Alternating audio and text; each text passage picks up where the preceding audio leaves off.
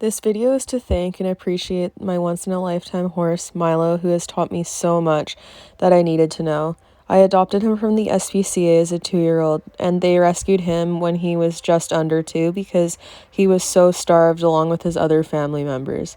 After he had been brought to health a little bit, I was able to meet him and eventually adopt him out. There was just something about him that immediately pulled me to wanting to go see him, even though he absolutely was not what I was looking for. He was way younger than what I wanted and so inexperienced and wouldn't be able to jump for a very long time. So he wasn't what I wanted, but he was definitely what I needed, and without him, I wouldn't have learned so much of the stuff that has made me the trainer that I am today. He has taught me how to be a more compassionate rider and trainer, and taught me so much about equine behavior.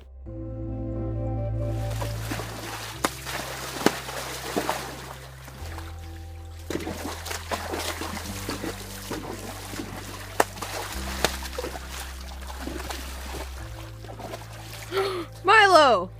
What are you doing? It's cold! There we go.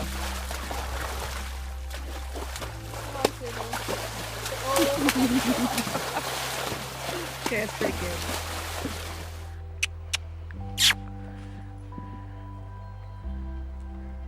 What the hell, Milo? Milo was a very spirited horse and still is, so he was very difficult to manage as a youngster when he was afraid of everything and also hadn't had any boundaries or any formal training about anything.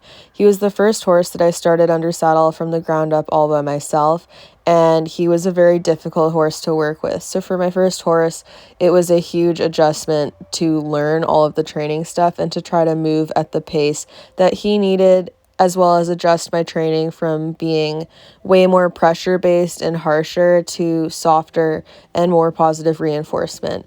Milo and his temperament is ultimately what pushed me to seek a formal behavior education on horses and also start pursuing more science-based training, because a lot of the traditional stuff I had been taught by trainers in the past did not work with him and made him more upset and actually reverted his training.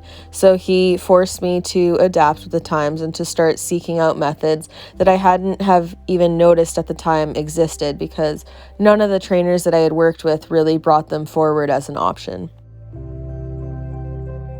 Since my desire to learn new methods was largely my own, I had to learn a lot of it completely by myself and seek out all of the information on my own. This is what led me to taking the courses through Guelph University's Equine Sciences program, and this really helps me.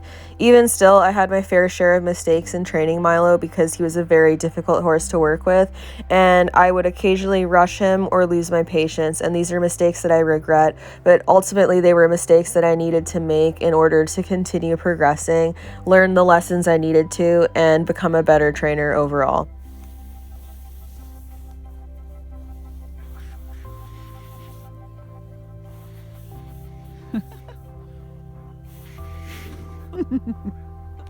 Look, he's holding it. You're so weird, Milo. Oh my gosh.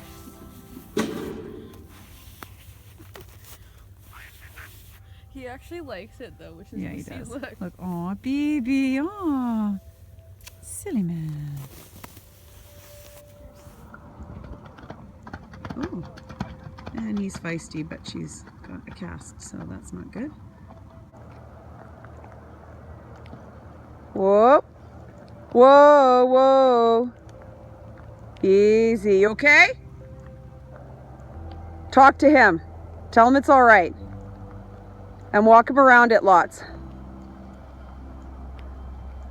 Good boy. Good. Milo, this isn't even your field.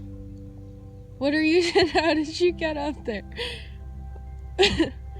What are you doing? Where's Archie? Did you leave Archie all the way back in your field? How did you get up there? Dude, why are you on the poop pile? Even when he was difficult to work with most of the time, Milo always had such a big personality and was never a dull moment. He was such an interesting horse to be around because he always could make people smile by doing weird things.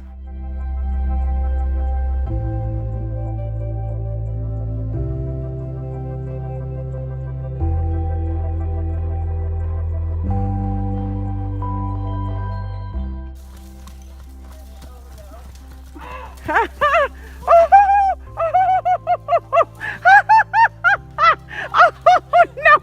I got that on video. It's okay. Milo, what are you doing? He's really proud of himself. Everything with him was a lot more rewarding and special because I had to work so much harder to get it. So when I did finally gain his trust and I started to develop a better bond with him, it was really special to me because it was something that I had to work really hard to get, and also something that for him was easily broken in some ways because he would get cautious certain days if I pushed him a little too hard or if I overstepped in any way. He was very communicative and quick to tell me anything I did wrong, which was very helpful in my desire to learn. You guys are weird. Oh, he punched him!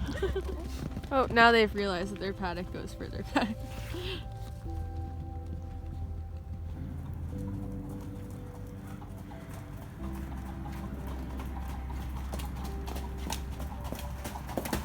Woo! Get that chicken, little brat.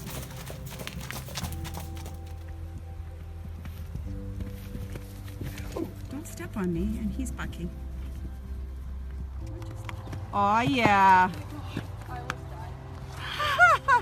Along with all the important training aspects I learned, Milo was one of the most important horses to teach me how important turnout and socialization was for horses because his behavior would change so dramatically anytime his turnout or living situation did, even if he was just paddocked for a few days with an in and out paddock, something I used to think was sufficient. Yep, and then I'm gonna say for whoa, wee, wow, wow, wee. He never usually pulls me. Woo! Shit! Being such a communicative horse was crucial for my learning.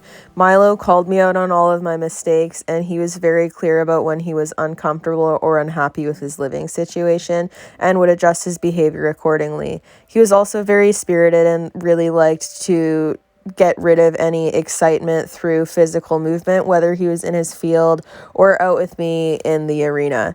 And this was something new to me, and it was something that actually was quite eye-opening because it made me realize that a lot of horses, especially ones like Milo, who are big thinkers and might be more nervous or excitable horses, a lot of horses really do need the chance to express behaviors even in training, within reason, of course, and he taught me that.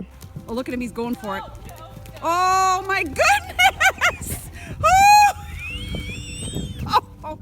Milo also taught me a ton about bridleless riding, and he was the horse that I was really able to fine-tune this skill with. And he taught me so much that I started teaching bridleless to basically every horse I got after him. And while he's still the best at it, it was really cool that he was able to give me the skills to teach horses how to do things with the least amount of equipment possible so I could achieve more softness. Go, Milo, go. Oh my goodness.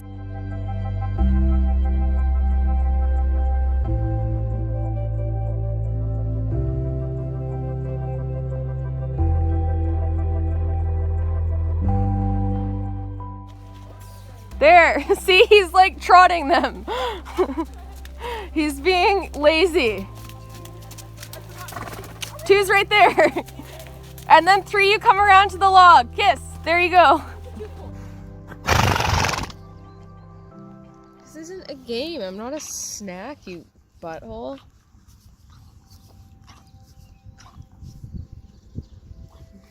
So this is what we're dealing with. Trying to catch my horse on a pony because he dumped my mom.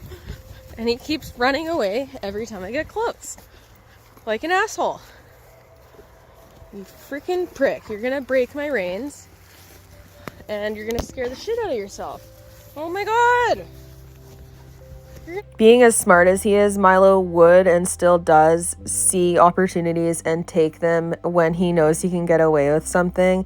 And since he's so highly intelligent, this can make him more difficult to work with, of course. But it's also a really cool trait that lends itself well to training when he is listening. So while a lot of people find it annoying and unpredictable, I actually kind of like it because he's very observant and watchful of the environment, which makes it safer for things like trail riding and whatnot too.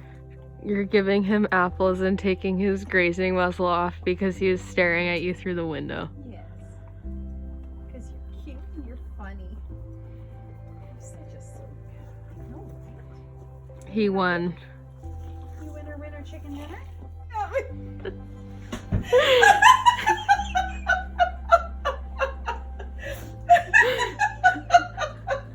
He's a creeper outside the window. Milo, what the hell? He hasn't been.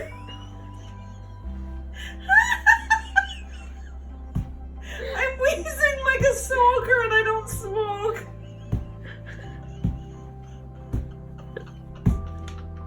Are you okay? I just can't stop laughing because he's still staring at me.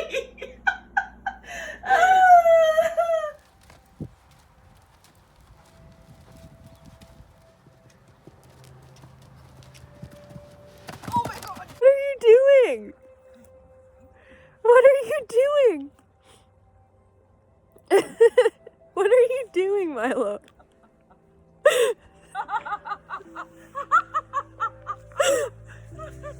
What are you doing? God, you're weird.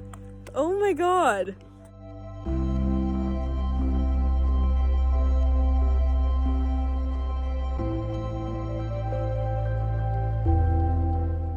Aw, Milo. Oh, he's getting mad at Pogo. He doesn't want to share.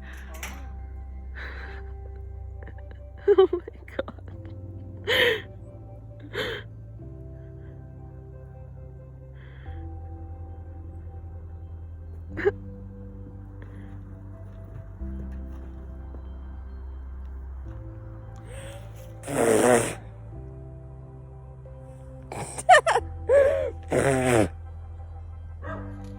Yeah.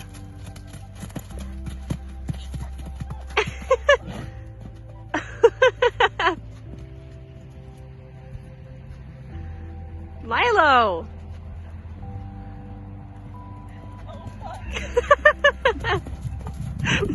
Milo!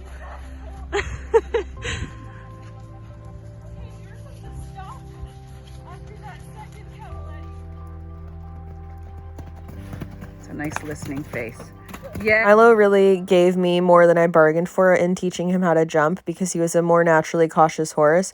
So over the years, we had our fair share of refusals and stopping out at shows, which was very frustrating, but ultimately he taught me skills on how to work with nervous horses in a better way than I was able to give him initially. So he's helped more horses through being difficult for me, which I really appreciate.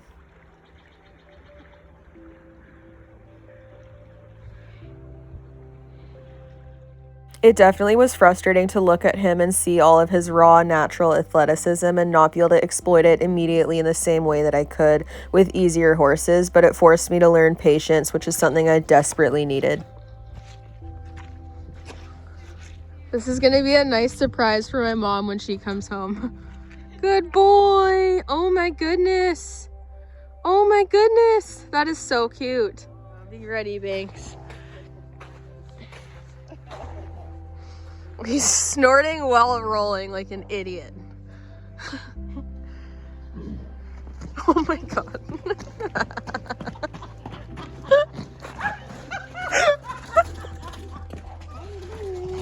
Oh my god. Milo. Banksy's like, what the fuck? BB, yes, Banksy, no? Kick him. Nail him in the chest. Go, do it.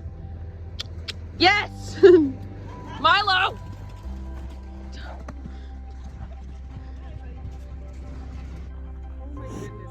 He's just eating mud. And Pogo's just being annoying. Pogo, what are you doing? Hi. Hi. As Milo has matured, he's also learned how to become more comfortable in a herd. He didn't really have the best social skills before, and he still doesn't, but being out in a herd with all of the horses I've had over the years has been really great for him, and he's finally developed some really close friendships, namely with Pogo, my mom's gray thoroughbred, and Banksy, my colt that I bred 2 years ago, and Milo has basically raised from weanling to now, essentially, and he's been babysitting him even still as Banksy becomes a mature colt and starts to have more stallion tendencies. Milo is there to put him in his place and teach him skills that he needs to know, and it's been really helpful in making Banksy easier to handle because he's not out getting away with everything out in a herd, which has been awesome. So it's again reaffirmed all the importance of social turnout to me. He's being so nice. Hey, boy, Bruce. How out of character. He's usually like a cat. He's so strange. What's he doing? He's leaning on your hair. Working with Milo has been interesting because it's taught me to trust a horse that a lot of people would view as untrustworthy, since he can be unpredictable, and that when he gets excited he can throw these big movements that a lot of people would view as dangerous. But I know deep down that he won't ever intentionally hurt me, and even his big movements to me have started becoming predictable because I can predict his behavior since I know him so well. Why is he doing that? So exciting. Yes, Milo's like, holy moly.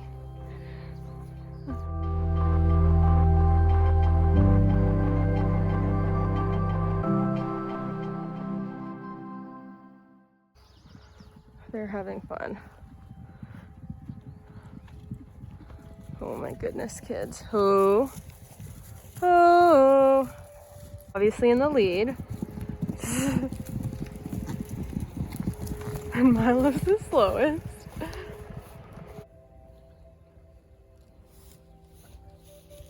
You guys are so chicken. He says, I don't care. One of the greatest joys in having Milo around is honestly just seeing him at liberty with his friends out in the field, and how he behaves and how happy he is and how much he plays and bucks even on his own without anything related to riding. Over the years, we had our fair share of people that would claim that he only bucks solely due to pain or discomfort or this or that. And while a lot of his bucking initially was related to stress, it is honestly just who he is because he does it so much all the time for fun. Oh my god.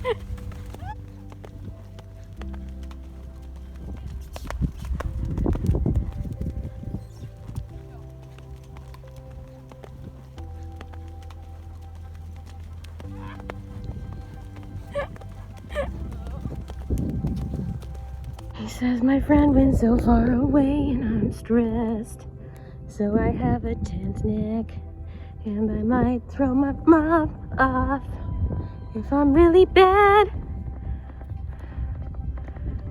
That's a gallop. That is a gallop. You can hear the distinct change in stride when thoroughbreds are actually galloping. It's nice. So furious.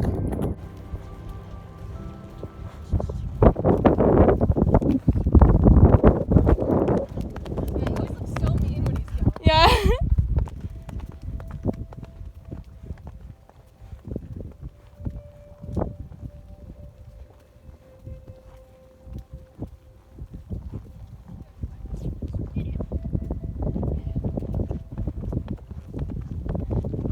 They're both really good about just being left. Yeah. Like most people wouldn't just fucking leave their horse. Leave their horse on And the their beach. $6,000 saddle just on the On the beach beach. alone. Just without being held. Sorry.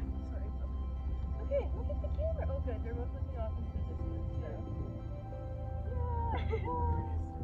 I'm not gonna like. Oh my goodness. Yeah, if he gets up normally, I would be astounded. Oh, levitate. He's like, I'm full of shit and stuff. Get out of here. Flossy pants. Yeah, if he gets up normally, he's grown up. Not quite done. Yeah. We're squeaking like a freaking pig.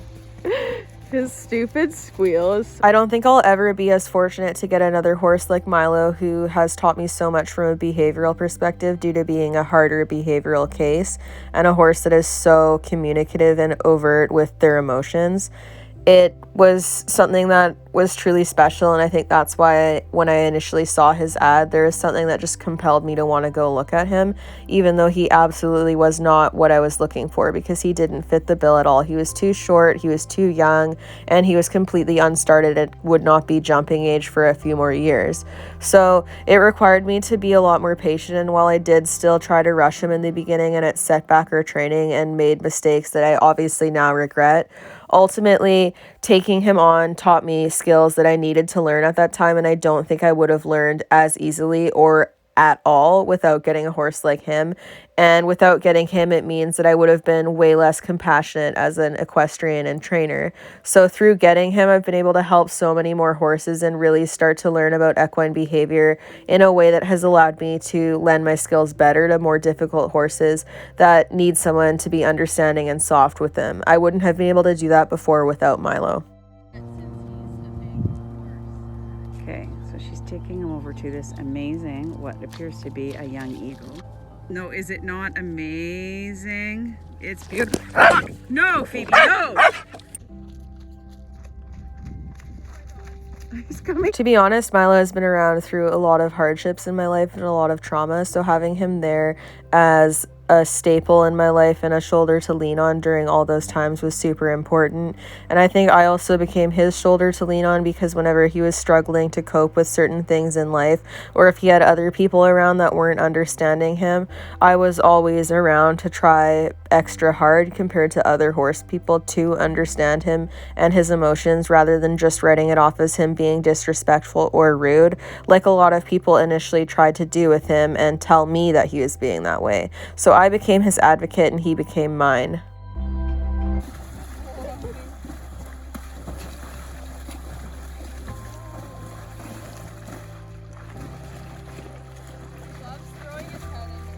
Oh, yeah. Look at Milo. Yeah, there's not too far she can get, though. Oh, Milo's thinks he's going to grab Milo's neck. Oh. Milo has become an exceptional uncle to Banksy and been really dependable for lots of training things like ponying him. And also he's been fantastic with my nephew, Elijah. Even when Elijah was very, very young and not even able to stand or walk, Milo was so incredibly gentle and sweet with him. And he's just amazing with kids. Because of how much he has taught me about equine behavior, it's only natural that my business name of Milestone Equestrian is named after him, because his show name is Milestone 4. He has given me so much knowledge on equine behavior and been the ultimate push that I needed to really go for my business and learn the things that I needed to learn to be successful. And I owe him everything for that. Even as it stands now with making my business grow and be more successful, one of my ultimate goals is just being able to afford a farm that I can retire him on and give him the life that he deserves. And that's still my goal today.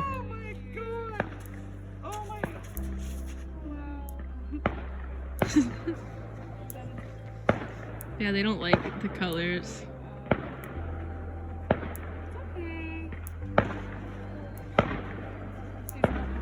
Yeah, Percy's like, I don't like this. Stand on the other side of it. Milo's like, wow, look at the fireworks. Just goes in, he's gonna just start eating again. Once they're over. Nice. Nice show.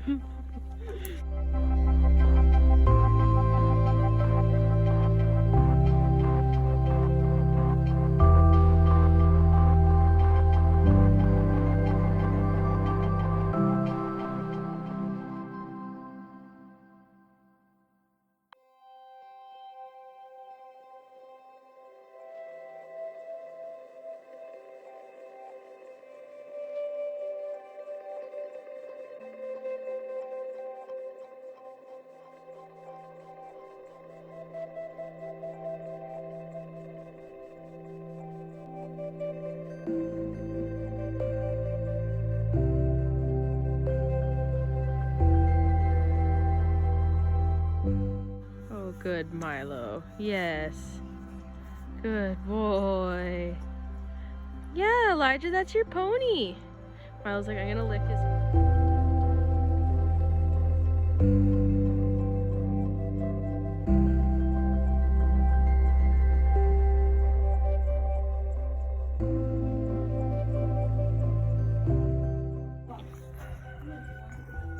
Good boy. Gentle. Good boy. Be gentle.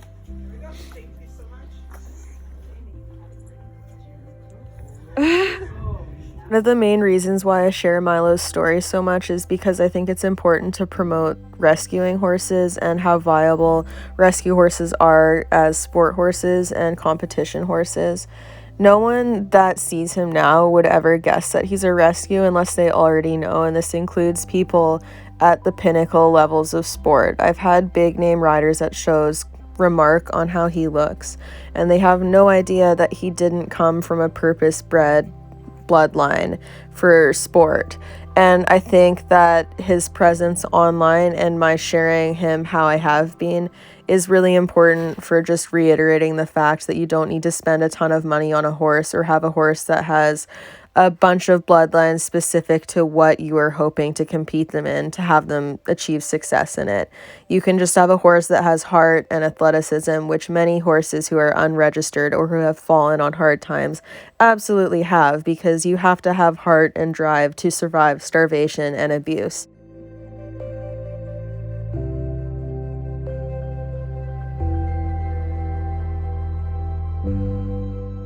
Promoting the need for rescuing horses and just giving a soft place to land for all the unwanted horses in the world is an immense passion of mine, along with all the behavior stuff that Milo has taught me. Through working with him, it's just given me so much more compassion, because a lot of his behaviors and how he once reacted to things would have been labeled as bad behavior and being dangerous, and he would have been punished for it.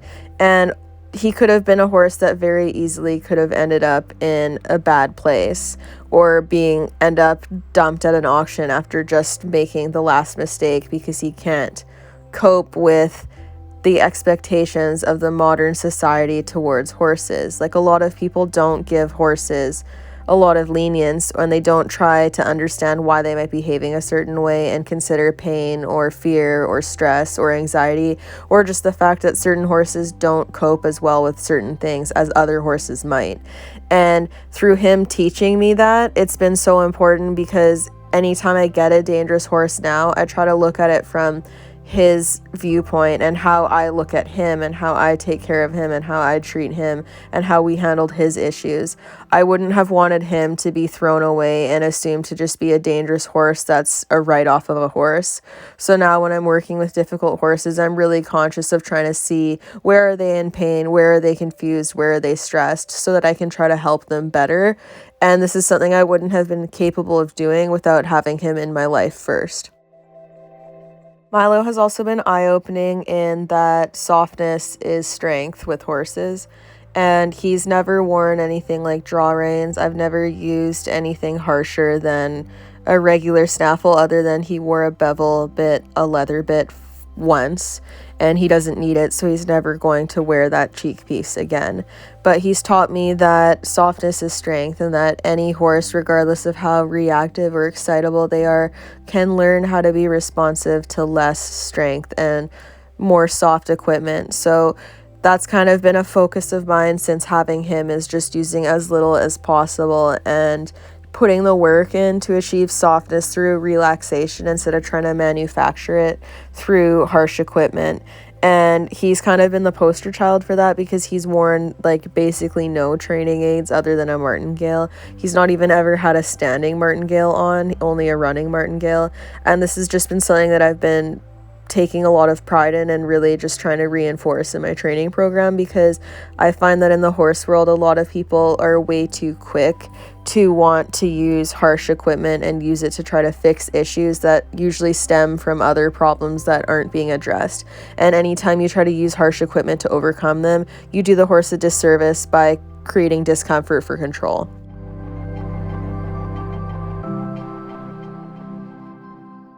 Say we'll let them go over the bridge first. Milo, you're so brave.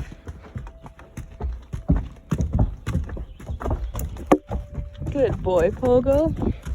Pogo's first.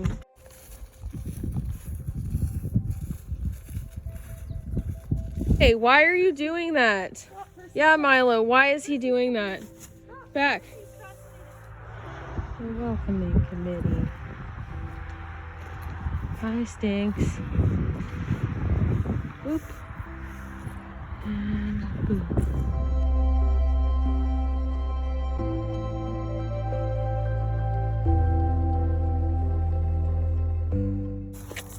I wanted to easy.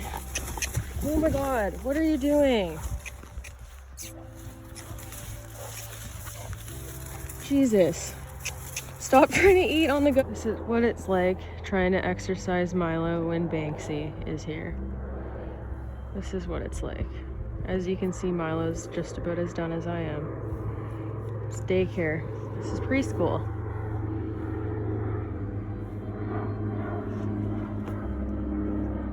So really this video just serves to thank Milo for being the horse of a lifetime that has taught me so many important skills that have in turn allowed me to be a better handler to Banksy, who I have raised from birth and have been able to do a better job with because of all the stuff that Milo has taught me over the years and how much patience he has forced me to learn to have.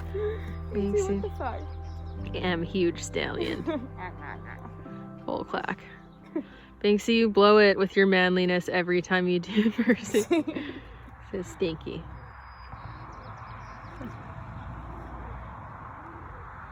What the fuck are you doing? Oh, that was such a gentle kick. Wow. No, he's just warning. That was so nice.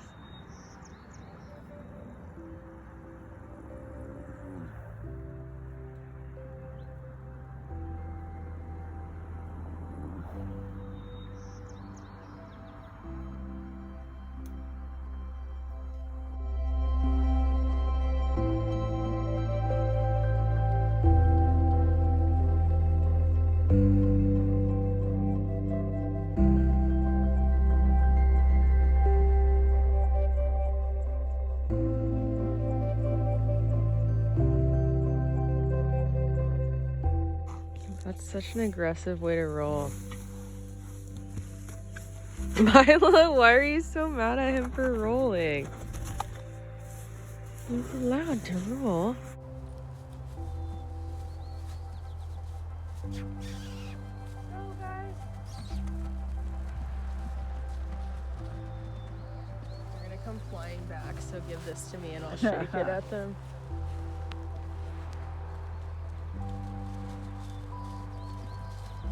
Oh my. Bye. See, I told you. Peanut's just watching. Pull on his tail. Milo, What the heck? do something. Like, it's Oh. actually the dog too. I think he likes it. He's doing Yeah, the he does itchy- it. Oh, now he doesn't like it. Poor Milo, he's so pissed off that he can't bite him. This is why his basket's a problem. That's probably why his basket's always falling off. Because of these little. Well, he is fat. Would you feel sadder for him if he was like foundered? They're so stupid. What is this? Woo! So this video is really to just memorialize some of my favorite moments with Milo and of Milo just being himself and having fun with his friends and getting to be a horse, something that I think is so important. We really underrepresent the need for horses to live social lives where they're able to run and play with their friends. So I love sharing all the clips I have of Milo doing just that because I think it's so important for promoting what is best for other horses, and I love the fact that I have him around to help do that, and I hope it helps benefit the lives of other horses. Pressed. Peanut really wants to join. I don't want to get climbed. I don't think he'll climb. Oh. He'll climb. Whoa! Jeez Louise. Wow. Why though? That was rude, Banksy. Stallion. He might need to get cut if they're gonna. truly been the opportunity and honor of a lifetime to have Milo and be chosen as his person. He has taught me so much, and honestly, without him, my training business either wouldn't exist or it wouldn't have become what it is today at all. Without him, I wouldn't have had the same ability to problem solve and help horses with behavioral problems, and I also wouldn't have the same drive or patience to do so. I don't think I would have had the same interest in going into horse training long term without him, because I wouldn't have had the same understanding of equine behavior, and I thereby would have gotten more frustrated by default. So working with him has just been the greatest honor, and I'm so thankful that I had the opportunity to have him in my life and that he's still here for me to share videos of and to reinforce the need for turnout as he plays and is wild and has a great time, because he's so full of life. And I hope that him being who he is and being on my channels helps other horses.